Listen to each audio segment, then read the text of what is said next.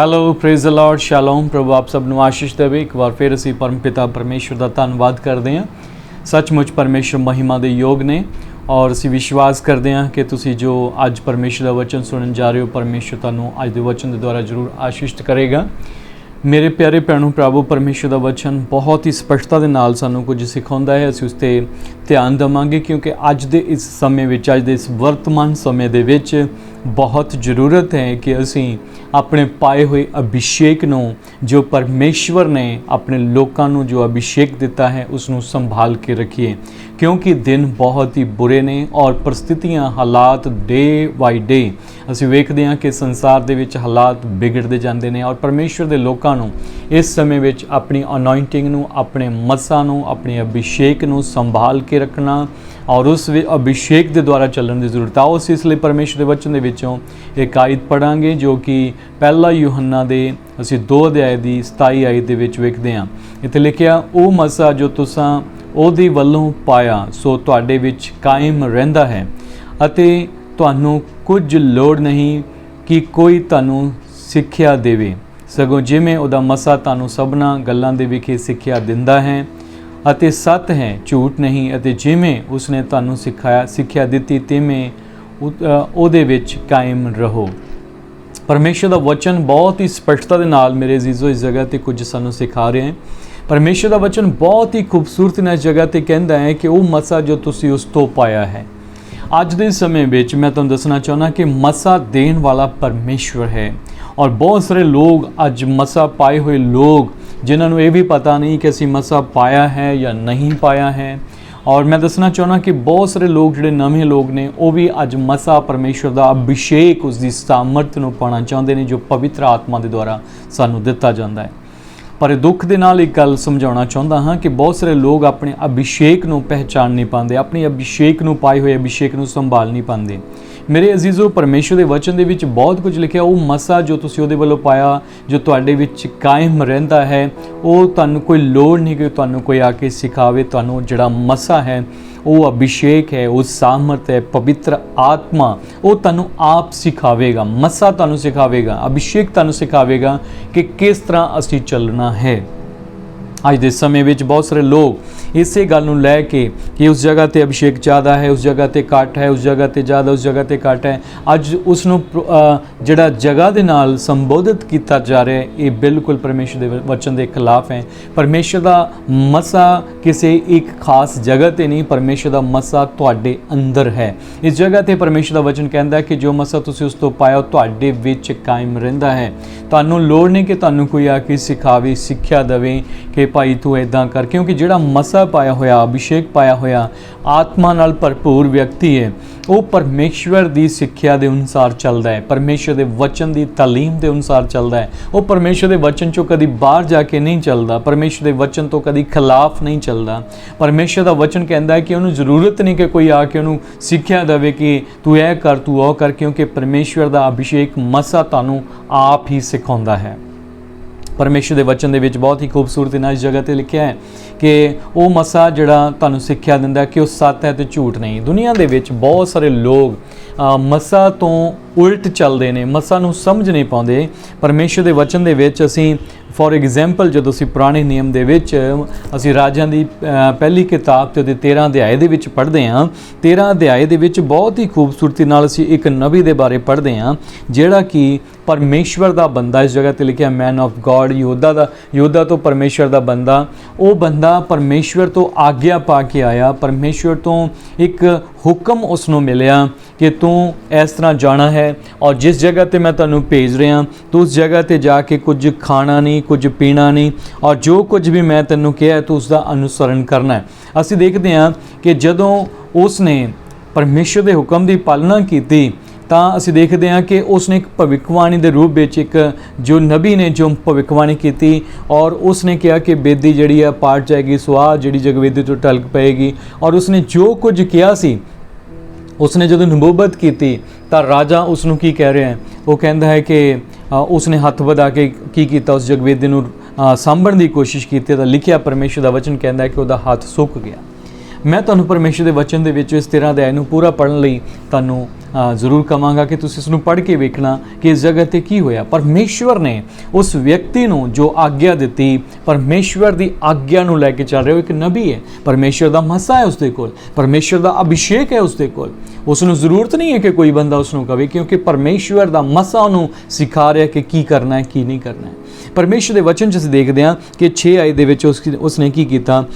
6 ਆਇਤ ਦੇ ਵਿੱਚ ਜਦੋਂ ਤੁਸੀਂ ਪੜ੍ਹਦੇ ਤਾਂ ਲਿਖਿਆ, ਤਾਂ ਪਾਤਸ਼ਾਹ ਨੇ ਉਸ ਪਰਮੇਸ਼ਵਰ ਦੇ ਬੰਦੇ ਨੂੰ ਉੱਤਰ ਵਿੱਚ ਆਖਿਆ ਕਿ ਹੁਣ ਯਹੋਵਾ ਆਪਣੇ ਪਰਮੇਸ਼ਵਰ ਅੱਗੇ ਅਰਦਾਸ ਕਰ ਔਰ ਮੇਰੇ ਲਈ ਬੇਨਤੀ ਕਰ ਕਿ ਮੇਰਾ ਹੱਥ ਫਿਰ ਚੰਗਾ, ਮੇਰੇ ਲਈ ਚੰਗਾ ਕੀਤਾ ਜਾਵੇ। ਤਾਂ ਪਰਮੇਸ਼ਵਰ ਦੇ ਬੰਦੇ ਨੇ ਯਹੋਵਾ ਅੱਗੇ ਅਰਦਾਸ ਕੀਤੀ ਅਤੇ ਪਾਤਸ਼ਾਹ ਦਾ ਹੱਥ ਉਹਦੇ ਲਈ ਚੰਗਾ ਕੀਤਾ ਗਿਆ ਅਤੇ ਅੱਗੇ ਵਰਗਾ ਹੋ ਗਿਆ।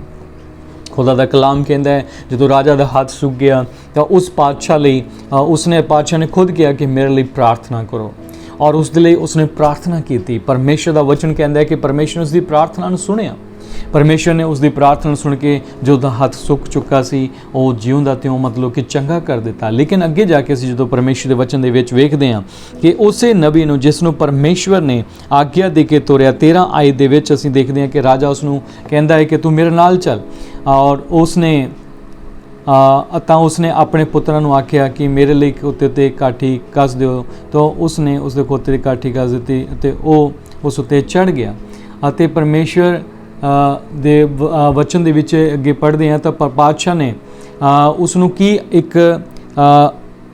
ਨੂੰ ਇੱਕ ਨਿਯੋਤਾ ਦਿੱਤਾ ਸੀ, ਜੋ 6 ਔਰ 7 ਆਇਤ ਦੇ ਵਿੱਚ ਅਸੀਂ ਔਰ 8 ਆਇਤ ਦੇ ਵਿੱਚ ਪਾਉਂਦੇ ਹਾਂ ਕਿ ਤੂੰ ਮੇਰੇ ਨਾਲ ਮੇਰੇ ਮਹਿਲ ਦੇ ਵਿੱਚ ਚੱਲ, ਤੂੰ ਮੇਰੇ ਨਾਲ ਭੋਜਨ ਖਾ, ਮੇਰੇ ਨਾਲ ਤੂੰ ਖਾਣਾ ਖਾ, ਮੇਰੇ ਨਾਲ ਖਾ ਪੀ। ਔਰ ਉਸਨੇ ਉਸ ਜਗ੍ਹਾ ਤੇ ਪਰਮੇਸ਼ਰ ਦੇ ਮਸਾ ਦੀ ਕਦਰ ਕਰਦੇ ਹੋਏ, ਜੋ ਪਰਮੇਸ਼ਰ ਦਾ ਅਭਿਸ਼ੇਕ ਉਹਨੂੰ ਸਿਖਾ ਰਿਹਾ ਹੈ, ਉਸਨੇ ਉਸ ਦੀ ਗੱਲ ਨਹੀਂ ਮੰਨੀ। ਕਹਿੰਦਾ ਤੂੰ ਮੈਨੂੰ ਅੱਧਾ ਮਹਿਲ ਵੀ ਅਗਰ ਆਪਣਾ ਦੇ ਦੇਵੇਂ ਤਾਂ ਵੀ ਮੈਂ ਇਹ ਤੇਰੇ ਨਾਲ ਨਹੀਂ ਜਾਵਾਂਗਾ, ਕਿਉਂਕਿ ਪਰਮੇਸ਼ਰ ਦਾ ਮੇਰੇ ਲਈ ਹੁਕਮ ਹੈ ਕਿ ਮੈਂ ਨਾ ਇੱਥੇ ਕੁਝ ਖਾਵਾਂਗਾ ਨਾ ਕੁਝ ਪੀਵਾਂਗਾ। ਚਲੋ ਅਸੀਂ ਪਰਮੇਸ਼ਰ ਦੇ ਵਚਨ ਦੇ ਵਿੱਚ ਜ਼ਿਆਦਾ ਇਸ ਗਹਿਰਾਈ ਦੇ ਵਿੱਚ ਨਾ ਜਾਂਦੇ, ਇੱਕ ਚੀਜ਼ ਅਸੀਂ ਸਿੱਖਣਾ ਚਾਹੁੰਦੇ ਹਾਂ।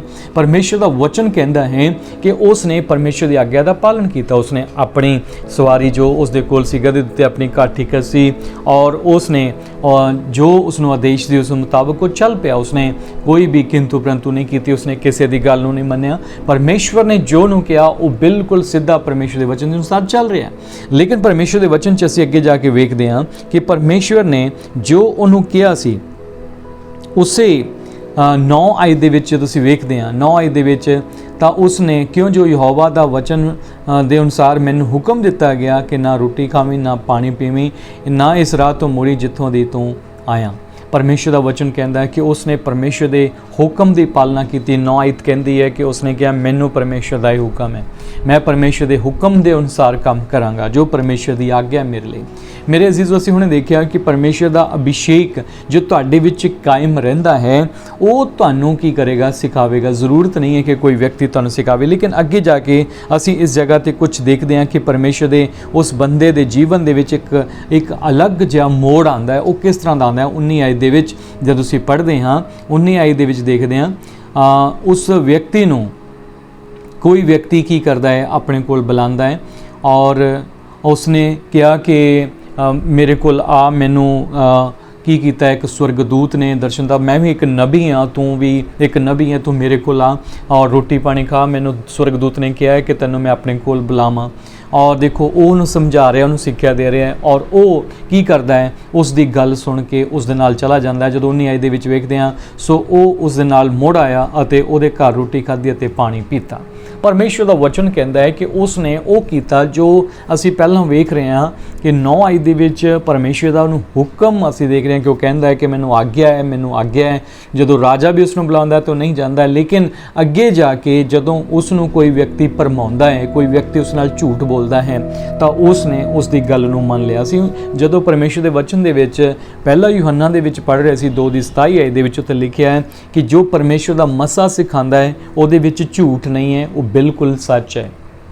ਪਰ ਦੁਨੀਆ ਦੇ ਵਿੱਚ ਬਹੁਤ ਸਾਰੇ ਲੋਕ ਝੂਠ ਬੋਲਦੇ ਨੇ ਕਈ ਵਾਰ ਬਹੁਤ ਸਾਰੇ ਲੋਕ ਪਰਮੇਸ਼ਰ ਦਾ ਨਾਮ ਯੂਜ਼ ਕਰਦੇ ਨੇ, ਪ੍ਰਭੂ ਦੇ ਨਾਮ ਨੂੰ ਯੂਜ਼ ਕਰਕੇ, ਪ੍ਰਭੂ ਦਾ ਨਾਮ ਲੈ ਕੇ, ਕਈ ਲੋਕ ਪਵਿੱਤਰ ਆਤਮਾ ਦਾ ਨਾਮ ਵੀ ਲੈ ਕੇ ਬਹੁਤ ਸਾਰਾ, ਕਿਉਂਕਿ ਪਤਾ ਹੈ ਕਿ ਬਾਈਬਲ 'ਚ ਲਿਖਿਆ ਹੈ ਕਿ ਪਵਿੱਤਰ ਆਤਮਾ ਦੇ ਖਿਲਾਫ ਕੋਈ ਬੋਲੇਗਾ ਤਾਂ ਉਹ ਬਖਸ਼ਿਆ ਨਹੀਂ ਜਾਏਗਾ। ਇਸ ਲਈ ਬਹੁਤ ਸਾਰੇ ਲੋਕ ਕੀ ਕਰਦੇ ਨੇ, ਫਾਇਦਾ ਉਠਾਉਂਦੇ ਨੇ ਪਵਿੱਤਰ ਆਤਮਾ ਦਾ ਨਾਮ ਲੈ ਕੇ। ਕਈ ਵਾਰ ਬਹੁਤ ਸਾਰੇ ਵਿਸ਼ਵਾਸੀਆਂ ਨੂੰ ਗੁੰਮਰਾਹ ਕਰ ਲਿਆ ਜਾਂਦਾ ਹੈ, ਬਹੁਤ ਸਾਰੇ ਲੋਕ ਗੁੰਮਰਾਹ ਹੋ ਵੀ ਜਾਂਦੇ ਨੇ। ਬਾਈਬਲ 'ਚ ਅਸੀਂ ਦੇਖਦੇ ਹਾਂ ਕਿ ਇੱਥੇ ਇੱਕ ਨਬੀ ਜਿਹੜਾ ਹੈ ਉਹ ਗੁੰਮਰਾਹ ਹੋਇਆ ਹੈ। ਉਹ ਜਦੋਂ ਗੁੰਮਰਾਹ ਹੋਇਆ ਤੇ ਉਸਨੇ ਕੀ ਕੀਤਾ ਹੈ, ਉਸਨੇ ਜੋ ਪਰਮੇਸ਼ਰ ਨੇ ਉਸਨੂੰ ਆਗਿਆ ਦਿੱਤੀ ਸੀ ਉਸ ਤੋਂ ਉਲਟ ਕੀਤਾ ਹੈ। ਜਦੋਂ ਅਸੀਂ ਵੇਖਦੇ ਹਾਂ ਕਿ ਉਸਨੇ ਉਹ ਖਾਣਾ ਖਾਧਾ, ਉਸਨੇ ਉਸ ਜਗ੍ਹਾ ਤੇ ਪਾਣੀ ਪੀਤਾ ਔਰ ਪਰਮੇਸ਼ਵਰ ਦੇ ਉਸ ਮਸਾ ਦੀ, ਉਸ ਅਭਿਸ਼ੇਕ ਦੀ ਜੋ ਉਸਨੂੰ ਦਿੱਤਾ ਗਿਆ ਉਸ ਦੀ ਨਹੀਂ ਸੁਣੀ। ਔਰ ਜਦੋਂ ਦੇਖੋ ਅਸੀਂ 24 ਵਿੱਚ ਪੜ੍ਹਦੇ ਤਾਂ ਲਿਖਿਆ, ਜਦੋਂ ਤੁਰਿਆ ਜਾਂਦਾ ਸੀ ਤਾਂ ਰਾਹ ਵਿੱਚ ਉਸ ਲਈ ਉਸਨੂੰ ਇੱਕ ਸ਼ੇਰ ਮਿਲਿਆ ਜਿਸ ਨੇ ਉਸਨੂੰ ਪਾੜ ਸੁੱਟਿਆ ਤੇ ਉਹਦੀ ਲੋਥ ਰਾਹ ਵਿੱਚ ਪਈ ਰਹੀ ਅਤੇ ਖੋਤਾ ਉਸ ਦੇ ਨੇੜੇ ਖਲੋਤਾ ਰਿਹਾ ਅਤੇ ਸ਼ੇਰ ਵੀ ਲੋਥ ਦੇ ਕੋਲ ਖੜਾ ਰਿਹਾ। ਪਰਮੇਸ਼ਰ ਦਾ ਵਚਨ ਸਫਾਈ ਨਾਲ ਕਹਿੰਦਾ ਹੈ, ਉਸ ਵਿਅਕਤੀ ਨੇ ਜਦੋਂ ਪਰਮੇਸ਼ਵਰ ਦੀ ਆਗਿਆ ਦਾ ਉਲੰਘਣ ਕੀਤਾ ਤਾਂ ਅਭਿਸ਼ੇਕ ਉਸ ਤੋਂ ਉੱਠ ਗਿਆ। ਅਸੀਂ ਜਾਣਦੇ ਹਾਂ ਕਿ ਪਰਮੇਸ਼ਰ ਦੇ ਵਚਨ ਜਦੋਂ ਅਸੀਂ ਆਦਮ ਤੇ ਹਵਾ ਦੇ ਬਾਰੇ ਪੜ੍ਹਦੇ ਹਾਂ, ਆਦਮ ਤੇ ਹਵਾ ਨੰਗੇ ਰਹਿੰਦੇ ਸੀ ਪਰ ਉਹ ਸ਼ਰਮਾਉਂਦੇ ਨਹੀਂ ਸੀ। ਆਤਮਾ ਦੇ ਦੁਆਰਾ ਉਹ ਢੱਕੇ ਹੋਏ ਸੀ, ਪਰਮੇਸ਼ਰ ਦੇ ਜਲਾਲ ਦੇ ਨਾਲ ਉਹ ਢੱਕੇ ਹੋਏ ਸੀ। ਉਹਨਾਂ ਉੱਤੇ ਪਰਮੇਸ਼ਰ ਦਾ ਅਭਿਸ਼ੇਕ ਸੀ, ਪਰਮੇਸ਼ਰ ਦੀ ਕਿਰਪਾ ਸੀ ਔਰ ਉਹ ਪਰਮੇਸ਼ਰ ਦੇ ਮਸਾ ਦੇ ਨਾਲ ਭਰਪੂਰ ਸਨ ਔਰ ਪਰਮੇਸ਼ਰ ਨੇ ਉਹਨਾਂ ਨੂੰ ਬਣਾਇਆ। ਲੇਕਿਨ ਪਰਮੇਸ਼ਰ ਦਾ ਵਚਨ ਕਹਿੰਦਾ ਹੈ ਕਿ ਜਿਸ ਦਿਨ ਤੁਸੀਂ ਮੇਰੀ ਆਗਿਆ ਨੂੰ ਤੋੜੋਗੇ, ਜਿਸ ਦਿਨ ਤੁਸੀਂ ਮੇਰੀ ਨਹੀਂ ਸੁਣੋਗੇ, ਜਿਸ ਦਿਨ ਤੁਸੀਂ ਮੇਰੇ ਵਚਨ ਦੇ ਅਨੁਸਾਰ ਨਹੀਂ ਚੱਲੋਗੇ ਜੋ ਮੈਂ ਤੁਹਾਨੂੰ ਹੁਕਮ ਦਿੱਤਾ, ਉਸ ਦਿਨ ਤੁਸੀਂ ਮਰ ਜਾਓਗੇ। ਔਰ ਪਰਮੇਸ਼ਰ ਦੇ ਵਚਨ ਦੇ ਵਿੱਚ ਅਸੀਂ ਵੇਖਦੇ ਹਾਂ ਕਿ ਉਹਨਾਂ ਨੇ ਜਦੋਂ ਪਰਮੇਸ਼ਰ ਦੇ ਹੁਕਮ ਦੀ ਉਲੰਘਣਾ ਕੀਤੀ ਤਾਂ ਉਹਨਾਂ ਦੇ ਅੰਦਰ ਮੌਤ ਪ੍ਰਵੇਸ਼ ਕਰ ਗਈ। ਬੇਸ਼ੱਕ ਇਸ ਨਬੀ ਦੀ ਤਰ੍ਹਾਂ ਉਸੇ ਦਿਨ ਸਰੀਰ ਵਿੱਚ ਨਹੀਂ ਮਰੇ ਪਰ ਆਤਮਾ ਵਿੱਚ ਉਸੇ ਘੜੀ ਮਰ ਗਏ। ਉਹਨਾਂ ਨੇ ਆਪਣੇ ਆਪ ਨੂੰ ਨੰਗੇ ਮਹਿਸੂਸ ਕੀਤਾ ਔਰ ਉਹਨਾਂ ਨੇ ਆਪਣੇ ਆਪ ਨੂੰ ਪੱਤਿਆਂ ਨਾਲ ਢੱਕਣਾ ਸ਼ੁਰੂ ਕੀਤਾ। ਮੈਂ ਅੱਜ ਤੁਹਾਨੂੰ ਦੱਸਣਾ ਚਾਹੁੰਦਾ, ਅਗਰ ਅਸੀਂ ਪਰਮੇਸ਼ਰ ਨਾਲ ਪ੍ਰੇਮ ਕਰਦੇ ਹਾਂ, ਅਗਰ ਅਸੀਂ ਪਰਮੇਸ਼ਰ ਨਾਲ ਪ੍ਰੇਮ ਕਰਦੇ ਹਾਂ ਤਾਂ ਸਾਨੂੰ ਪਰਮੇਸ਼ਰ ਦੀਆਂ ਆਗਿਆਵਾਂ ਦੀ ਪਾਲਣਾ ਕਰਨੀ ਚਾਹੀਦੀ ਹੈ। ਪ੍ਰਭੂ ਯਿਸੂ ਮਸੀਹ ਨੇ ਸਪਸ਼ਟ ਰੂਪ ਵਿੱਚ ਕਿਹਾ ਕਿ ਜੋ ਕੋਈ ਮੈਨੂੰ ਪ੍ਰੇਮ ਕਰਦਾ ਹੈ ਉਹ ਮੇਰੇ ਹੁਕਮਾਂ ਦੀ ਪਾਲਣਾ ਕਰੇਗਾ। ਜੇਕਰ ਕੋਈ ਮੈਨੂੰ ਪਿਆਰ ਕਰਦਾ ਉਹ ਮੇਰੇ ਹੁਕਮਾਂ ਨੂੰ ਮੰਨੇਗਾ। ਔਰ ਪਰਮੇਸ਼ਰ ਦੇ ਵਚਨ ਜੋ ਪੱਤਰੀਆਂ ਦੇ ਵਿੱਚ ਕਿਹਾ ਗਿਆ ਹੈ ਕਿ ਪਰਮੇਸ਼ਵਰ ਦੇ ਪ੍ਰੇਮ ਕਰਨ ਵਾਲੇ ਦਾ ਇਸੇ ਤਰ੍ਹਾਂ ਪਤਾ ਚੱਲਦਾ ਹੈ ਜਦੋਂ ਉਸਦੇ ਹੁਕਮਾਂ ਨੂੰ ਮੰਨਦਾ ਹੈ ਤੇ ਉਹਦੇ ਹੁਕਮ ਜਿਹੜੇ ਨੇ ਉਹ ਕੋਈ ਬੋਝ ਨਹੀਂ ਹਨ, ਉਹ ਸਾਡੇ ਲਈ ਕੋਈ ਇਸ ਤਰ੍ਹਾਂ ਦਾ ਭਾਰ ਨਹੀਂ ਹਨ ਜਿਸ ਨੂੰ ਅਸੀਂ ਚੁੱਕ ਨਾ ਸਕੀਏ। ਪਰਮੇਸ਼ਵਰ ਦੇ ਜਿਹੜੇ ਆਗਿਆਵਾਂ ਨੇ ਬਹੁਤ ਹੀ ਸਰਲ ਹਨ, ਬਹੁਤ ਹੀ ਸੌਖੀਆਂ ਹਨ, ਔਖੀਆਂ ਨਹੀਂ ਹਨ। ਸੋ ਪਰਮੇਸ਼ਰ ਦਾ ਵਚਨ ਸਪਸ਼ਟਤਾ ਨਾਲ ਕਹਿੰਦਾ ਹੈ ਕਿ ਅਸੀਂ ਪਰਮੇਸ਼ਰ ਦੀ ਆਗਿਆ ਦਾ ਪਾਲਨ ਕਰਨਾ ਹੈ। ਔਰ ਅੱਜ ਅਸੀਂ ਅਗਰ ਅਭਿਸ਼ੇਕ ਦੀ ਗੱਲ ਕਰੀਏ, ਅਭਿਸ਼ੇਕ ਕਿਸੇ ਮਨੁੱਖ ਤੋਂ ਨਹੀਂ ਮਿਲਦਾ। ਮੈਂ ਦੱਸਣਾ ਚਾਹੁੰਦਾ ਬਹੁਤ ਸਾਰੇ ਲੋਕ ਅੱਜ ਇਸ ਭਰਮ ਵਿੱਚ ਜੀ ਰਹੇ ਨੇ ਕਿ ਮੈਂ ਉਸ ਜਗ੍ਹਾ ਤੋਂ ਅਭਿਸ਼ੇਕ ਲੈ ਕੇ ਆਇਆ, ਮੈਂ ਉਸ ਤੋਂ ਅਭਿਸ਼ੇਕ ਲੈ ਕੇ ਆਇਆ, ਮੈਂ ਉੱਥੋਂ ਅਭਿਸ਼ੇਕ ਲੈ ਕੇ ਆਇਆ। ਇਹ ਬਿਲਕੁਲ ਗਲਤ ਹੈ। ਪਰਮੇਸ਼ਵਰ ਦੇਣ ਵਾਲਾ ਹੈ, ਪਰਮੇਸ਼ਵਰ ਦਿੰਦਾ ਹੈ, ਕੋਈ ਮਨੁੱਖ ਨਹੀਂ ਦਿੰਦਾ। ਔਰ ਦੂਸਰੀ ਗੱਲ ਕਿ ਅਭਿਸ਼ੇਕ ਕਦੀ ਖਰੀਦਿਆ ਜਾਂ ਵੇਚਿਆ ਨਹੀਂ ਜਾ ਸਕਦਾ। ਬਹੁਤ ਸਾਰੇ ਲੋਕ ਇਸ ਗੱਲ ਨੂੰ ਨਹੀਂ ਸਮਝ ਪਾਉਂਦੇ ਕਿ ਜਿਸ ਤਰ੍ਹਾਂ ਦੁਕਾਨ ਤੇ ਅਸੀਂ ਕਹਿੰਦੇ ਕੋਈ ਚੀਜ਼ ਲੈ ਕੇ ਆਏ, ਇਸ ਤਰ੍ਹਾਂ ਸੋਚਦੇ ਨੇ ਕਿ ਅਸੀਂ ਅਭਿਸ਼ੇਕ ਲੈ ਕੇ ਆਏ। ਮੇਰੇ ਅਜ਼ੀਜ਼ੋ, ਪਰਮੇਸ਼ਵਰ ਨੂੰ ਪਰਮੇਸ਼ਵਰ ਰਹਿਣ ਦੇਈਏ। ਪਰਮੇਸ਼ਵਰ ਹੀ ਅਭਿਸ਼ੇਕ ਦੇਣ ਵਾਲੇ ਪਰਮੇਸ਼ਵਰ ਨੇ। ਪਰਮੇਸ਼ਵਰ ਤੋਂ ਬਿਨਾਂ ਤੁਹਾਨੂੰ ਕੋਈ ਮਸਾ ਨਹੀਂ ਦੇ ਸਕਦਾ। ਇਹ ਅਥਾਰਟੀ ਕਿਸੇ ਦੇ ਕੋਲ ਨਹੀਂ ਹੈ, ਅਥਾਰਟੀ ਪਰਮੇਸ਼ਵਰ ਦੇ ਕੋਲ ਹੈ। ਬਾਈਬਲ 'ਚ ਲਿਖਿਆ ਹੈ ਪਵਿੱਤਰ ਆਤਮਾ ਤੁਹਾਨੂੰ ਜਦੋਂ ਦਿੱਤਾ ਜਾਂਦਾ ਹੈ, ਪਵਿੱਤਰ ਆਤਮਾ ਤੁਹਾਨੂੰ ਆਪਣੇ ਅਭਿਸ਼ੇਕ ਦੇ ਨਾਲ ਭਰਦਾ ਹੈ, ਉਹ ਆਪਣੀ ਸਾਮਰਥ ਤੁਹਾਨੂੰ ਦਿੰਦਾ ਹੈ। ਪਰਮੇਸ਼ਵਰ ਦਾ ਵਚਨ ਬਹੁਤ ਹੀ ਸਫਾਈ ਦੇ ਨਾਲ ਸਾਨੂੰ ਦੱਸਦਾ ਹੈ ਕਿ ਅਸੀਂ ਪਰਮੇਸ਼ਵਰ ਦੇ ਜਦੋਂ ਹੁਕਮ ਦੀ ਪਾਲਣਾ ਕਰਦੇ ਹਾਂ ਤਾਂ ਪਰਮੇਸ਼ਰ ਦਾ ਮਸਾ ਜਿਹੜਾ ਹੈ, ਉਸ ਦਾ ਅਭਿਸ਼ੇਕ ਜਿਹੜਾ ਹੈ ਉਹ ਸਾਡੇ 'ਚ ਬਣਿਆ ਰਹਿੰਦਾ। ਔਰ ਵੱਡੀ ਗੱਲ ਇਹ ਹੈ ਕਿ ਸਾਨੂੰ ਇਸ ਜਗ੍ਹਾ 'ਤੇ ਸਪਸ਼ਟ ਰੂਪ ਵਿੱਚ ਕਿਹਾ ਗਿਆ ਹੈ ਕਿ ਜ਼ਰੂਰਤ ਨਹੀਂ ਹੈ ਕਿ ਕੋਈ ਹੋਰ ਵਿਅਕਤੀ ਤੁਹਾਨੂੰ ਆ ਕੇ ਕੀ ਕਰੇ, ਕੋਈ ਸਿਖਾਵੇ। ਅਭਿਸ਼ੇਕ ਤੁਹਾਨੂੰ ਸਿਖਾਏਗਾ, ਮਸਾ ਤੁਹਾਨੂੰ ਸਿਖਾਏਗਾ। ਬਹੁਤ ਸਾਰੇ ਲੋਕ ਅੱਜ ਪਰਮੇਸ਼ਰ ਤੋਂ ਸਿੱਖਣਾ ਨਹੀਂ ਚਾਹੁੰਦੇ, ਪਰਮੇਸ਼ਰ ਦੀ ਸੁਣਨਾ ਨਹੀਂ ਚਾਹੁੰਦੇ, ਲੇਕਿਨ ਮਨੁੱਖ ਚਾਹੇ ਉਹਨੂੰ ਗਲਤ ਵੀ ਸਿੱਖਿਆ ਦੇਵੇ, ਉਸ ਦੀ ਸਿੱਖਿਆ ਨੂੰ ਕਬੂਲ ਕਰ ਲੈਂਦੇ ਨੇ। ਮੇਰੇ ਅਜ਼ੀਜ਼ੋ, ਪਰਮੇਸ਼ਰ ਦੇ ਵਚਨ ਨੂੰ ਪੜ੍ਹੋ, ਪ੍ਰਭੂ ਦੇ ਵਚਨ 'ਤੇ ਤੁਸੀਂ ਧਿਆਨ ਕਰੋ। ਪਰਮੇਸ਼ਰ ਦਾ ਵਚਨ ਸਾਨੂੰ ਸਪਸ਼ਟਤਾ ਦੇ ਨਾਲ ਇਸ ਜਗ੍ਹਾ 'ਤੇ ਕਹਿ ਰਿਹਾ ਹੈ ਕਿ ਜਿਵੇਂ ਇਸ ਨਬੀ ਨੇ ਪਰਮੇਸ਼ਰ ਦੇ ਹੁਕਮ ਦੀ ਕੀ ਕੀਤੀ ਹੈ, ਉਲੰਘਣਾ ਕੀਤੀ, ਤੇ ਪਰਮੇਸ਼ਰ ਨੇ ਕੀ ਕੀਤਾ। ਪਰਮੇਸ਼ਰ ਦਾ ਵਚਨ ਕਹਿੰਦਾ ਹੈ ਕਿ ਜਦੋਂ ਅਭਿਸ਼ੇਕ ਉਸ ਤੋਂ ਉੱਠ ਗਿਆ, ਮਸਾ ਉਸ ਤੋਂ ਉੱਠ ਗਿਆ, ਤਾਂ ਰਾਸਤੇ ਦੇ ਵਿੱਚ ਹੀ ਉਸ ਨੂੰ ਸ਼ੇਰ ਨੇ ਘੇਰ ਲਿਆ, ਸ਼ੇਰ ਨੇ ਉਸ ਨੂੰ ਮਾਰ ਦਿੱਤਾ। ਔਰ ਉਸ ਜਗ੍ਹਾ 'ਤੇ ਅਸੀਂ ਵੇਖਦੇ ਹਾਂ ਕਿ ਸ਼ੇਰ ਉਸ ਦੀ ਲੋਥ ਕੋਲ ਖਲੋਤਾ ਰਿਹਾ। ਚਲੋ ਅਸੀਂ ਇਸ ਦੇ ਉਲਟ ਜਦੋਂ ਪਰਮੇਸ਼ਰ ਦੇ ਵਚਨ ਦੇ ਵਿੱਚ ਜਦੋਂ ਅਸੀਂ ਸ਼ੇਰਾਂ ਦੇ ਬਾਰੇ ਗੱਲ ਕਰਦੇ ਹਾਂ, ਦਾਨੀਅਲ ਦੀ ਗੱਲ ਜਦੋਂ ਅਸੀਂ ਕਰਦੇ ਹਾਂ, ਦਾਨੀਅਲ ਨੂੰ ਸ਼ੇਰਾਂ ਦੀ ਮਾਂ ਦੇ ਵਿੱਚ ਸੁੱਟਿਆ ਗਿਆ, ਲੇਕਿਨ ਸ਼ੇਰਾਂ ਨੇ ਉਸ ਨੂੰ ਮੂੰਹ ਨਹੀਂ ਲਾਇਆ। ਪਰਮੇਸ਼ਰ ਦਾ ਵਚਨ ਕਹਿੰਦਾ ਹੈ ਕਿ ਉਸ ਉੱਤੇ ਪਰਮੇਸ਼ਰ ਦਾ ਜਲਾਲ, ਪਰਮੇਸ਼ਰ ਦਾ ਨੂਰ, ਪਰਮੇਸ਼ਰ ਦਾ ਅਭਿਸ਼ੇਕ ਸੀ, ਉਸ ਉੱਤੇ ਸਾਮਰਥ ਸੀ ਪਰਮੇਸ਼ਰ ਦੀ, ਔਰ ਪਰਮੇਸ਼ਰ ਨੇ ਉਸ ਨੂੰ ਬਚਾਇਆ। ਉਸਨੇ कहा कि परमेश्वर ने शेरां दे मूँह नूं बंद दिता। परमेश्वर का वचन कहता, उन्होंने कहा कि असी परमेश्वर के हुक्म की पालना करेंगे, असी उसकी उलंघना नहीं करांगे। असी जेकर सानू शेर अगे सुट्टिया भी जाए तो भी असी कभी भी परमेश्वर के वचन तो उल्ट नहीं जावांगे। मरना पसंद किया, शेर अगे डिगना पसंद किया, भावें परमेश्वर सानू ना भी बचावे तो भी असी वो परमेश्वर के हुक्म की उलंघना नहीं करांगे। ये मस्सा उस पराए देश दे विच दानियल नूं कोई सिखाण लई नहीं गया कि तू इस तरह कर, तू इस तरह कर। दानियल परमेश्वर के अगे प्रार्थना करता सी, दानियल परमेश्वर के अगे घुटने टेकदा सी और दानियल परमेश्वर की आग्ञा का पालन करता सी। शद्रक, मेशक ते अबेदनगो नूं भी किसी ने सिखाया नहीं है कि तुसीं ये चढ़ावे नहीं जड़े खाने नहीं खाने। उन्होंने किसी ने कहा नहीं है कि तुसीं की करो, मूर्ति के अगे मत्था टेकण तो मना करो। किसी ने भी उन्होंने सिखाया नहीं है। उन्होंने कहा साडा परमेश्वर सानू उस बल की पट्टी चो बचाने की शक्ति रखता है, जे वो ना भी बचावे तो भी राजा असीं तेरी मूर्त नूं मत्था नहीं टेकांगे। सो याद रखो परमेश्वर का अभिषेक उन्होंने उत्ते सी और उन्होंने परमेश्वर ने बल की पट्टी विचों भी बचा लिया। अज मैं तुहानूं दसना चाहुंदा, अगर जिथे असीं अपने आप नूं अपने बल शक्ति, अपने पैसे, अपनी समझ, अपने ज्ञान नाल मेनटेन नहीं कर सकते, उत्थे परमेश्वर का मसा सानू मेनटेन कर सकदा, उत्थे परमेश्वर का मसा सानू संभाल के रख सकदा। परमेश्वर का मसा सानू की कर सकता, उस जगह ते सानू कायम ते तैनात रख सकता है। परमेश्वर का वचन कहता है कि परमेश्वर का मसा जिहड़ा तुहाडे विच कायम रहिंदा है। मेरे अजीज़ो, जदों असी परमेश्वर के अभिषेक की गल करते हैं, परमेश्वर का वचन सानू दसदा है कि जदों मसा साडे विच रहिंदा है तो साडा युद्ध जिहड़ा है वो शैतान दे नाल हुंदा है ते युद्ध असी जितांगे। जिमें कि दाऊद ने देखते हैं परमेश्वर के वचन दे विच, अगर तो दाऊद के उत्ते जो अभिषेक किया गया, दाऊद का जो मसा किया गया तो फलिस्तियां ने उस घड़ी ओहदे नाल दुश्मनी करनी शुरू कर दी और फलिस्तियां ने उसनूं मारन का रस्ता लभना शुरू करता। फलिस्ती उसके खिलाफ चल रहे सन, फलिस्ती उसनूं उस ते अटैक करना चाहते सन। पर मैं परमेश्वर का धन्नवाद करते हैं कि उस मसा के कारण जिहड़ा अभिषेक, परमेश्वर की सामर्थ जिहड़ी उस व्यक्ति के उत्ते सी, परमेश्वर का उस सामर्थ उस मसा के कारण दाऊद परमेश्वर के वचन के मुताबिक वो बचता रहा। परमेश्वर का अभिषेक सी उसके उत्ते। मेरे अजीज़ो, अभिषेक एक समय में शाऊल ते सी, लेकिन शाऊल ने उस अभिषेक को गवा लिया। मैं फिर तो कहना चाहना कि परमेश्वर का मसा, परमेश्वर का अभिषेक जो तुहानूं दिता गया, सानूं दिता गया, उस मसा नूं पछाणीए और उस मसा की अगवाई विच, उस अभिषेक की, उस सामर्थ की, पवित्र आत्मा की अगवाई नूं मंगीए और उस अगवाई विच चलीए। मैं दसना चाहना कि बहुत सारे लोग परमेश्वर की अगवाई विच ना चलते हुए बहुत सारिया भुल्लां विच पै जांदे ने, बहुत गलतियां ते गुनाहां दे विच पै जांदे ने। इसे कारण उन्होंने जिंदगी दे विच वो जो परमेश्वर तो पाना चाहते वो नहीं पा पाते और उन्होंने जीवन हमेशा भटकना दे विच ही रहिंदा है। मैं बहुत सारे अजिहे व्यक्तियों को जानदा जो मसीही हैं और अपने आप को मसीही कहते हैं, लेकिन वो फिर भी उन्होंने अंदर कोई सुकून नहीं, शांति नहीं, भटकते फिरते हैं, कदी किसी कोल, कदी किसी कोल, कदी किसी कोल। पर मैं दसना चाहना मेरे अजीज़ो, कोई व्यक्ति तुहाडे लई कुछ नहीं कर सकता जब तक स्वर्ग तो ना दिता जाए, उन्ना चਿਰ कोई बंदा कुछ हासिल नहीं कर सकता। मेरे अजीज़ो, ये मसा, ये अभिषेक, ये परमेश्वर की सामर्थ केवल परमेश्वर दे सकते हैं और असी उस उत्ते भरोसा लियांदा है जिसने कहा कि ज़रूरत नहीं है कि कोई व्यक्ति तुहानूं आके कहे। अज देखते हैं कि दुनिया दे विच बहुत सारे लोग, कोई किसी नूं कुछ कहता है, कोई किसी नूं कुछ कहता है और फटाफट लोग उसके पिछे लग जाते हैं। फटाफट कहते हैं तू साडे नाल चल, उत्थे चल, तू इत्थे चल, इत्थे चल, उत्थे तैनूं दिखावांगे, उत्थे चमत्कार हुंदा, इत्थे इदां हुंदा, उत्थे इदां। मैं तुहानूं दसना चाहना, कृपया किसी दी ना सुनो, परमेश्वर दी सुनो कि परमेश्वर सानूं की कहंदे ने, उहदा हुक्म की है साडे लई। बाइबल सानूं दसदी है कि आखिरी समय बथेरे झूठे मसीह उठ खड़े होणगे, बहुत सारे चिन्ह चमत्कार भी दिखाणगे और एक समा आएगा जो परमेश्वर कह देगा कि मैं तुहानूं नहीं जानदा कि तुसीं कौन हो।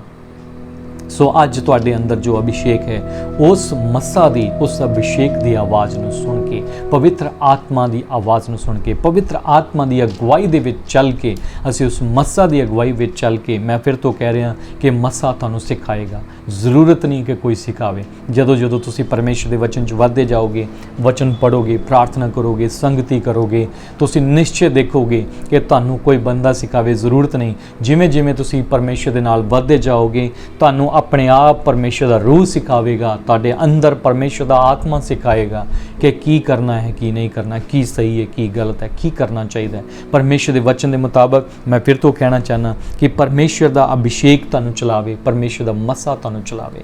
ਸੋ ਮੇਰੇ ਅਜ਼ੀਜ਼ੋ, ਬਹੁਤ ਸਾਰੀਆਂ ਗੱਲਾਂ ਨੇ ਮਸਾ ਦੇ ਬਾਰੇ, ਬਹੁਤ ਸਾਰੀਆਂ ਗੱਲਾਂ ਨੇ ਅਭਿਸ਼ੇਕ ਦੇ ਬਾਰੇ, ਪਰ ਮੈਂ ਇਹ ਦੱਸਣਾ ਚਾਹੁੰਦਾ ਕਿ ਬਹੁਤ ਸਾਰੇ ਲੋਕਾਂ ਦੇ ਅੰਦਰ ਇੱਕ ਹੋਰ ਭਰਮ ਹੈ, ਉਹ ਹੈ ਅਨੋਇੰਟਿੰਗ ਆਇਲ, ਕਿ ਮਸਾ ਕੀਤਾ ਹੋਇਆ ਆਇਲ, ਮਸਾ, ਔਰ ਉਹ ਮਸਾ ਵਿਕਦਾ ਹੈ। ਮੈਂ ਫਿਰ ਤੋਂ ਦੱਸਣਾ ਚਾਹੁੰਦਾ, ਆਇਲ ਵਿਕ ਰਿਹਾ ਹੈ, ਅਨੋਇੰਟਿੰਗ ਵਾਟਰ, ਅਨੋਇੰਟਿੰਗ सोप और अनोइंटिंग क्या क्या टी शर्टां है, कोई टाइम पीस है, या कोई इस तरह ਦੀਆਂ ਚੀਜ਼ਾਂ, ਪਤਾ ਨਹੀਂ क्या क्या मटीरियलिज्म है। लेकिन मैं ਤੁਹਾਨੂੰ ਦੱਸਣਾ ਚਾਹੁੰਦਾ, ਅਭਿਸ਼ੇਕ ਉਹਨਾਂ ਦੇ ਵਿੱਚ ਨਹੀਂ ਹੈ, ਅਭਿਸ਼ੇਕ ਉਹਨਾਂ ਦੇ ਵਿੱਚ ਨਹੀਂ ਹੈ। ਅਸੀਂ ਕਹਿ ਦਿੰਦੇ ਹਾਂ ਅਨੋਇੰਟਿੰਗ ਆਇਲ ਹੈ, ਫਲਾਨਾ ਹੈ। ਮੇਰੇ ਅਜ਼ੀਜ਼ੋ, ਅਨੋਇੰਟਿੰਗ ਤੁਹਾਡੇ ਅੰਦਰ ਰੱਖੀ ਗਈ ਇਸ ਜਗ੍ਹਾ ਤੇ ਬਾਈਬਲ 'ਚ ਲਿਖਿਆ, ਉਹ ਮਸਾ ਜਿਹੜਾ ਤੁਹਾਡੇ ਵਿੱਚ ਹੈ। ਮੇਰੇ ਅਜ਼ੀਜ਼ੋ, ਮਸਾ ਤੁਹਾਨੂੰ ਦਿੱਤਾ ਗਿਆ ਹੈ ਔਰ ਮਸਾ ਤੁਹਾਨੂੰ ਸਿਖਾਏਗਾ, ਚਲਾਏਗਾ। ਮਸਾ ਕੋਈ ਖਰੀਦ ਨਹੀਂ ਸਕਦਾ, ਕੋਈ ਵੇਚ ਨਹੀਂ ਸਕਦਾ। ਤੇਲ ਵੇਚਿਆ ਜਾਂਦਾ ਹੈ, ਪਾਣੀ ਵੇਚਿਆ ਜਾਂਦਾ, ਸਾਬਣ ਵੇਚਿਆ ਜਾਂਦਾ, ਇਹ ਸਭ ਚੀਜ਼ਾਂ ਜਿਹੜੀਆਂ ਨੇ ਇਹ ਵਿਕਣ ਵਾਲੀਆਂ ਚੀਜ਼ਾਂ ਨੇ। ਔਰ ਇੱਕ ਜਗ੍ਹਾ ਤੇ ਅਸੀਂ ਪਰਮੇਸ਼ਰ ਦੇ ਵਚਨ ਜਦੋਂ ਪੜ੍ਹਦੇ ਹਾਂ ਕਿ ਜਦੋਂ ਨਵੇਂ ਨਿਯਮ ਦੇ ਵਿੱਚ ਕੁਝ ਅਜਿਹੇ ਵਿਅਕਤੀ ਦੇ ਬਾਰੇ ਅਸੀਂ ਵੇਖਦੇ ਹਾਂ ਜਿਨ੍ਹਾਂ ਨੇ ਪ੍ਰਭੂ ਦੇ ਸੇਵਕਾਂ ਨੂੰ ਵੇਖਿਆ ਔਰ ਉਹਨਾਂ ਦੇ ਅੰਦਰ ਉਸ ਮਸਾ ਦੇ ਕੰਮ ਨੂੰ ਦੇਖਿਆ, ਤਾਂ ਉਹਨਾਂ ਨੇ ਪੈਸੇ ਲੈ ਕੇ ਆਏ। ਉਹ ਕਹਿੰਦੇ ਕਿ ਜਿਹੜਾ ਤੁਹਾਡੇ ਅੰਦਰ ਸਾਮਰਥ ਹੈ, ਜਿਹੜਾ ਤੁਹਾਡੇ ਅੰਦਰ ਆਤਮਾ ਹੈ, ਜੋ ਤੁਹਾਡੇ ਅੰਦਰ ਹੈ, ਉਹ ਸਾਨੂੰ ਵੀ ਦੇ ਦਿਓ ਔਰ ਇਹ ਪੈਸੇ ਲੈ ਲਓ। ਤੁਸੀਂ ਜਾਣਦੇ ਹੋ ਕਿ ਪਰਮੇਸ਼ਰ ਦੇ ਸੇਵਕਾਂ ਨੇ ਕੀ ਉੱਤਰ ਦਿੱਤਾ? ਤੁਹਾਡਾ ਪੈਸਾ ਤੁਹਾਡੇ ਨਾਲ ਹੀ ਨਾਸ਼ ਹੋਵੇ। ਤੁਸੀਂ ਪਰਮੇਸ਼ਵਰ ਦੀ ਕਿਰਪਾ ਨੂੰ ਖਰੀਦਣ ਦੀ ਕੋਸ਼ਿਸ਼ ਕਰ ਰਹੇ ਹੋ। ਤੁਸੀਂ ਪਰਮੇਸ਼ਵਰ ਦੀ ਕਿਰਪਾ ਨੂੰ ਕਦੀ ਖਰੀਦ ਨਹੀਂ ਸਕਦੇ। ਪਰਮੇਸ਼ਵਰ ਦੀ ਕਿਰਪਾ ਮੁਫਤ ਵਿੱਚ ਉਪਲਬਧ ਹੈ। ਪਰਮੇਸ਼ਵਰ ਸਾਨੂੰ ਸਭ ਨੂੰ ਪ੍ਰੇਮ ਕਰਨ ਵਾਲੇ ਪਰਮੇਸ਼ਵਰ ਨੇ। ਆਓ ਅਸੀਂ ਪਰਮੇਸ਼ਵਰ ਤੋਂ ਮੰਗੀਏ ਕਿ ਪਰਮੇਸ਼ਵਰ ਮੈਨੂੰ ਮਸਾ ਕਰ, ਮੈਨੂੰ ਅਭਿਸ਼ੇਕ ਦੇ, ਮੈਨੂੰ ਸਾਮਰਥ ਨਾਲ ਭਰ। ਪਵਿੱਤਰ ਆਤਮਾ ਮੇਰੇ ਤੇ ਕਬਜ਼ਾ ਕਰ। ਪਵਿੱਤਰ ਆਤਮਾ ਨੂੰ ਤੁਸੀਂ ਆਪਣੇ ਜੀਵਨ ਦੇ ਵਿੱਚ ਥਾਂ ਦਿਓ। ਪਵਿੱਤਰ ਆਤਮਾ ਅੱਜ ਵੀ ਸਾਡੇ ਵਿੱਚ ਮੌਜੂਦ ਹੈ।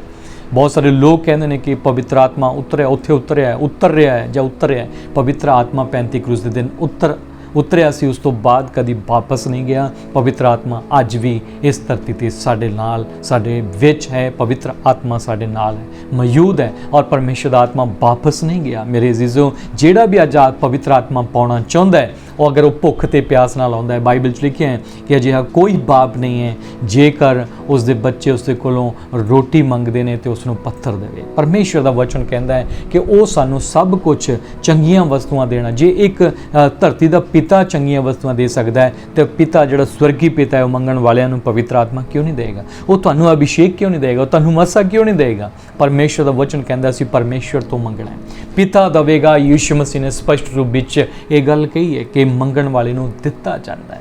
ਤੇ ਅਸੀਂ ਮੰਗਣਾ ਕੀ ਹੈ? ਪਰਮੇਸ਼ਰ ਤੋਂ ਮੰਗਣਾ ਹੈ, ਕਿਸੇ ਮਨੁੱਖ ਤੋਂ ਨਹੀਂ ਮੰਗਣਾ। ਜਿੱਥੋਂ ਉਸਨੇ ਪਾਇਆ ਹੈ, ਜਿਸ ਤੋਂ ਉਸਨੇ ਪਾਇਆ ਹੈ, ਉਹ ਪਰਮੇਸ਼ਰ ਤੋਂ ਅਗਰ ਪਾਇਆ ਤੇ ਅਸੀਂ ਪਰਮੇਸ਼ਰ ਤੋਂ ਮੰਗੀਏ। ਮੇਰੇ ਅਜ਼ੀਜ਼ੋ, ਪਰਮੇਸ਼ਰ ਦੇ ਕੋਲ ਅੱਜ ਵੀ ਤੁਹਾਡਾ ਹਿੱਸਾ, ਸਾਡਾ ਹਿੱਸਾ ਕਾਇਮ ਹੈ। ਤਾਂ ਮੈਂ ਬੇਨਤੀ ਕਰਦਾ ਕਿ ਤੁਸੀਂ ਆਓ ਪਰਮੇਸ਼ਰ ਦੇ ਅੱਗੇ ਪ੍ਰਾਰਥਨਾ ਕਰੋ ਕਿ ਪਰਮੇਸ਼ਰ ਸਾਨੂੰ ਵੀ ਉਹ ਮਸਾ, ਸਾਨੂੰ ਵੀ ਉਹ ਅਭਿਸ਼ੇਕ ਦਿਓ। ਮੈਂ ਤੁਹਾਨੂੰ ਸਭ ਨੂੰ ਨਿਯੋਤਾ ਦੇਣਾ ਕਿ ਸਾਡੇ ਅਨੰਤ ਜੀਵਨ ਚਰਚ ਦੇ ਵਿੱਚ ਤੁਸੀਂ ਆਓ ਔਰ ਪਰਮੇਸ਼ਰ ਦੇ ਵਚਨ ਦੀ ਸਿੱਖਿਆ ਨੂੰ ਪਾਓ, ਤਾਲੀਮ ਨੂੰ ਪਾਓ। ਤੁਸੀਂ ਜ਼ਿੰਦਗੀ 'ਚ ਕਦੀ ਠੋਕਰ ਨਹੀਂ ਖਾਓਗੇ। ਜੋ ਪਰਮੇਸ਼ਰ ਦਾ ਵਚਨ ਇੱਥੇ ਦਿੱਤਾ ਜਾਂਦਾ ਹੈ, ਉਹ ਸਾਡੇ ਪੈਰਾਂ ਲਈ ਦੀਪਕ ਤੇ ਸਾਡੇ ਮਾਰਗ ਦੇ ਲਈ ਉਜਾਲਾ ਬਣਦਾ ਹੈ। ਪਰਮੇਸ਼ਰ ਦਾ ਵਚਨ ਇਸ ਜਗ੍ਹਾ ਤੇ ਖੂਬਸੂਰਤੀ ਨਾਲ ਸਿੱਖਿਆ ਦਿੱਤੀ ਜਾਂਦੀ ਹੈ। ਮੇਰੇ ਅਜ਼ੀਜ਼ੋ, ਪਰਮੇਸ਼ਰ ਦੇ ਵਚਨ ਦੀ ਤਾਲੀਮ ਪਾਉਣ ਲਈ ਮੈਂ ਤੁਹਾਨੂੰ ਨਿਯੋਤਾ ਦਿੰਦਾ ਕਿ ਤੁਸੀਂ ਪਰਮੇਸ਼ਰ ਦੇ ਵਚਨ ਦੇ ਨਾਲ ਜੁੜੋ। ਵਚਨ ਤੋਂ ਬਾਹਰ ਕੁਝ ਵੀ ਨਹੀਂ ਹੈ। ਜੋ ਕੁਝ ਵਚਨ ਤੋਂ ਬਾਹਰ ਹੈ ਉਹ ਬਦੀ ਤੇ ਪਾਪ ਹੈ। ਮੇਰੇ ਅਜ਼ੀਜ਼ੋ, ਵਚਨ ਦੇ ਅਨੁਸਾਰ ਚੱਲਾਂਗੇ ਤਾਂ ਜ਼ਰੂਰ ਅਸੀਂ ਇੱਕ ਦਿਨ ਪਰਮੇਸ਼ਰ ਦੇ ਕੋਲੋਂ ਉਸ ਬਰਕਤ ਨੂੰ ਜੋ ਪਰਮੇਸ਼ਰ ਨੇ ਤੁਹਾਡੇ ਲਈ ਰੱਖੀ ਹੈ ਜ਼ਰੂਰ ਪਾਓਗੇ। ਪਰਮੇਸ਼ਰ ਦਾ ਵਚਨ ਕਹਿੰਦਾ ਹੈ ਕਿ ਇਸ ਨਬੀ ਨੇ ਪਰਮੇਸ਼ਰ ਦੇ ਹੁਕਮ ਦੀ ਉਲੰਘਣਾ ਕੀਤੀ ਔਰ ਕੀ ਹੋਇਆ? ਅਭਿਸ਼ੇਕ ਉਸ ਤੋਂ ਉੱਠ ਗਿਆ ਔਰ ਉਸ ਦੀ ਡੈਥ ਹੋ ਗਈ। ਬਾਈਬਲ ਕਹਿੰਦੀ ਹੈ ਕਿ ਉਹ ਮਰ ਗਿਆ, ਉਸ ਦੀ ਲੋਥ ਪਈ ਰਹੀ, ਲੋਕ ਵੇਖਦੇ ਰਹੇ। ਕਿਉਂ ਉਸ ਨਾਲ ਇਹ ਹੋਇਆ? ਕਿਉਂਕਿ ਕਿਸੇ ਨੇ ਝੂਠ ਬੋਲ ਕੇ ਉਸ ਨੂੰ ਭਰਮਾ ਲਿਆ। ਬਾਈਬਲ ਸਾਨੂੰ ਕਹਿੰਦੀ ਹੈ ਨਵੇਂ ਨਿਯਮ ਦੇ ਵਿੱਚ ਵੀ, ਨਵੇਂ ਨਿਯਮ ਦੇ ਵਿੱਚ ਬਹੁਤ ਸਪਸ਼ਟ ਨਾਲ ਲਿਖਿਆ ਹੈ ਕਿ ਅੰਤਮ ਸਮੇਂ ਦੇ ਵਿੱਚ ਝੂਠੇ ਮਸੀਹ ਉੱਠ ਖੜੇ ਹੋਣਗੇ। ਹੋ ਸਕਦਾ ਚੁਣੇ ਹੋਏ ਲੋਕਾਂ ਨੂੰ ਵੀ ਉਹ ਕੀ ਕਰ ਲੈਣ? ਭਰਮਾ ਲੈਣ। ਭਰਮਾਏ ਉਹ ਜਾਣਗੇ ਜਿਹੜੇ ਲੋਕ ਪਰਮੇਸ਼ਰ ਦੀ ਸਿੱਖਿਆ ਨੂੰ ਨਹੀਂ ਮੰਨਦੇ, ਜਿਹੜੇ ਲੋਕ ਪਰਮੇਸ਼ਰ ਦੇ ਹੁਕਮ ਨੂੰ ਨਹੀਂ ਮੰਨਦੇ, ਜਿਹੜੇ ਲੋਕ ਉਸਦੇ ਮਸਾ ਦੀ ਗੱਲ ਨੂੰ ਨਹੀਂ ਮੰਨਦੇ। ਸੋ ਮੈਂ ਬੇਨਤੀ ਕਰਦਾ ਕਿ ਆਓ ਅਸੀਂ ਪਰਮੇਸ਼ਰ ਵੱਲ ਮੁੜੀਏ ਔਰ ਮੁੜੀਏ ਅਸੀਂ ਪੀੜਾਂ ਤੋਂ ਵਾਪਸ, ਮੁੜੀਏ ਅਸੀਂ ਆਪਣੇ ਸੱਚੇ ਜਿਉਂਦੇ ਪਰਮੇਸ਼ਰ ਦੇ ਵੱਲ, ਮੁੜੀਏ ਅਸੀਂ ਪਰਮੇਸ਼ਰ ਦੀ ਤਾਲੀਮ ਦੇ ਵੱਲ, ਤਾਂ ਕਿ ਪਰਮੇਸ਼ਰ ਤੋਂ ਅਸੀਂ ਹਮੇਸ਼ਾ ਦੀ ਜ਼ਿੰਦਗੀ ਨੂੰ ਪਾ ਸਕੀਏ। ਔਰ ਮੈਂ ਬੇਨਤੀ ਕਰਦਾ ਕਿ ਜੇ ਤੁਸੀਂ ਇਸ ਵਚਨ ਨੂੰ ਸੁਣਦੇ ਹੋ ਤਾਂ ਇਸ ਵਚਨ ਨੂੰ ਤੁਸੀਂ ਦੂਜਿਆਂ ਤੱਕ ਜ਼ਰੂਰ ਪਹੁੰਚਾਓ। ਜਿਹੜੇ ਲੋਕਾਂ ਨੂੰ ਜ਼ਰੂਰਤ ਹੈ ਪਰਮੇਸ਼ਰ ਦਾ ਵਚਨ ਉਹਨਾਂ ਨਾਲ ਸ਼ੇਅਰ ਕਰੋ। ਔਰ ਤੁਸੀਂ ਅਗਰ ਇਸ ਚੈਨਲ ਨੂੰ ਸਬਸਕ੍ਰਾਈਬ ਨਹੀਂ ਕੀਤਾ ਤਾਂ ਸਬਸਕ੍ਰਾਈਬ ਕਰੋ, ਤਾਂ ਕਿ ਅਸੀਂ ਪਰਮੇਸ਼ਰ ਦੇ ਵਚਨ ਦੀਆਂ ਉਹ ਜਾਣਕਾਰੀਆਂ ਜਿਹੜੀਆਂ ਅਸੀਂ ਤੁਹਾਡੇ ਸਾਹਮਣੇ ਨਵੇਂ ਵੀਡੀਓਜ਼ ਲੈ ਕੇ ਆਵਾਂਗੇ, ਸਭ ਤੋਂ ਪਹਿਲਾਂ ਤੁਹਾਡੇ ਕੋਲ ਪਹੁੰਚਣ। ਤੁਸੀਂ ਸਬਸਕ੍ਰਾਈਬ ਕਰੋ ਔਰ ਤਾਂ ਕਿ ਪਰਮੇਸ਼ਰ ਦਾ ਵਚਨ ਤੁਹਾਡੇ ਤੇ ਸਮੇਂ-ਸਮੇਂ ਤੇ ਪਹੁੰਚਦਾ ਰਹੇ। ਔਰ ਅਗਰ ਤੁਸੀਂ ਨਜ਼ਦੀਕ ਹੋ ਤਾਂ ਤੁਸੀਂ ਜ਼ਰੂਰ ਚਰਚ ਅਟੈਂਡ ਕਰੋ, ਤਾਂ ਕਿ ਪਰਮੇਸ਼ਰ ਦੀ ਆਸ਼ੀਸ਼ ਤੁਹਾਡੇ ਜੀਵਨ ਦੇ ਵਿੱਚ ਬਣੀ ਰਹਿ ਸਕੇ। ਆਓ ਅਸੀਂ ਸਾਰੇ ਜਾਣੇ ਪਰਮੇਸ਼ਰ ਦਾ ਧੰਨਵਾਦ ਕਰਨ ਲਈ ਪ੍ਰਾਰਥਨਾ ਕਰਾਂਗੇ। हे ਜੀਵਤ ਪਰਮੇਸ਼ਰ, ਤੁਹਾਡਾ ਧੰਨਵਾਦ ਕਰਦੇ ਹਾਂ ਹੈਵਨਲੀ ਫਾਦਰ, ਮਹਾਨ ਪਿਤਾ, ਅਸੀਂ ਤੁਹਾਡਾ ਧੰਨਵਾਦ ਕਰਦੇ ਹਾਂ ਪਿਆਰੇ ਪਿਤਾ ਕਿ ਤੁਸੀਂ ਸਾਨੂੰ ਸਿਖਾਇਆ ਪਿਆਰੇ ਪਿਤਾ ਪਰਮੇਸ਼ਰ ਕਿ ਅਸੀਂ ਤੁਹਾਡੇ ਤੇ ਭਰੋਸਾ ਰੱਖੀਏ। ਔਰ ਮਹਾਨ ਪਿਤਾ ਪਰਮੇਸ਼ਰ, ਅਸੀਂ ਮਹਾਨ ਪਿਤਾ ਉਸ ਅਨੋਇੰਟਿੰਗ ਨੂੰ ਜੋ ਤੁਸੀਂ ਸਾਨੂੰ ਦਿੱਤੀ ਹੈ, ਜੋ ਮੱਸਾ ਸਾਨੂੰ ਦਿੱਤਾ ਹੈ, ਜੋ ਮਹਾਨ ਪਿਤਾ ਪਰਮੇਸ਼ਰ ਸਾਨੂੰ ਚੰਗੇ ਕੰਮ ਕਰਨ ਲਈ ਉਹ ਮੱਸਾ ਦਿੱਤਾ ਹੈ, ਪਿਆਰੇ ਪ੍ਰਭੂ ਜੀ ਅਸੀਂ ਉਸ ਮੱਸਾ ਨੂੰ ਸੰਭਾਲ ਕੇ ਰੱਖ ਸਕੀਏ। ਉਸ ਬਲੈਸਿੰਗ ਨੂੰ ਜੋ ਪਵਿੱਤਰ ਆਤਮਾ ਦੀ ਹੈ, ਉਸ ਆਸ਼ੀਸ਼ ਨੂੰ ਜੋ ਪਵਿੱਤਰ ਆਤਮਾ ਦੀ ਆਸ਼ੀਸ਼ ਹੈ, ਅਸੀਂ ਸੰਭਾਲ ਕੇ ਰੱਖ ਸਕੀਏ। ਪਿਆਰੇ ਪਿਤਾ, ਅਸੀਂ ਧੰਨਵਾਦ ਕਰਦੇ ਹਾਂ ਪਿਆਰੇ ਪਿਤਾ ਪਰਮੇਸ਼ਰ ਤੁਹਾਡੀ ਦਇਆ, ਤੁਹਾਡੀ ਕਿਰਪਾ ਦੇ ਲਈ। ਜੀਵਤ ਪਰਮੇਸ਼ਰ, ਮਹਾਨ ਪਿਤਾ ਪਰਮੇਸ਼ਰ, ਅਸੀਂ ਪ੍ਰਾਰਥਨਾ ਕਰਦੇ ਕਿ ਜਿਨ੍ਹਾਂ ਨੇ ਵੀ ਅੱਜ ਦੇ ਵਚਨ ਨੂੰ ਸੁਣਿਆ ਪਿਆਰੇ ਪ੍ਰਭੂ, ਉਹ ਤੁਹਾਡੇ ਵਚਨ ਦੇ ਅਨੁਸਾਰ ਪਿਆਰੇ ਪ੍ਰਭੂ ਆਸ਼ੀਸ਼ ਪਾ ਸਕਣ ਉਹਨਾਂ ਦੀ ਜ਼ਿੰਦਗੀ ਦੇ ਵਿੱਚ, ਕਿ ਕਿਸੇ ਵੀ ਭਲੀ ਵਸਤੂ ਥੋੜ੍ਹ ਨਾ ਰਵੇ। ਸਾਰਾ ਜਲਾਲ, ਮਾਣ, ਮਹਿਮਾ, ਵਡਿਆਈ ਤੁਹਾਨੂੰ ਮਿਲੇ। ਪ੍ਰਭੂ ਯੀਸ਼ੂ ਮਸੀਹ ਦੇ ਨਾਮ ਵਿੱਚ ਮੰਗਦੇ ਹਾਂ, ਆਮੀਨ। ਸ਼ਾਲੋਮ, ਗॉड ਬਲੈਸ ਯੂ। ਪ੍ਰਭੂ ਆਪ ਸਭ ਨੂੰ ਬਹੁਤਾਇਤ ਨਾਲ ਆਸ਼ੀਸ਼ ਦੇਵੇ। ਜੈ ਮਸੀਹ।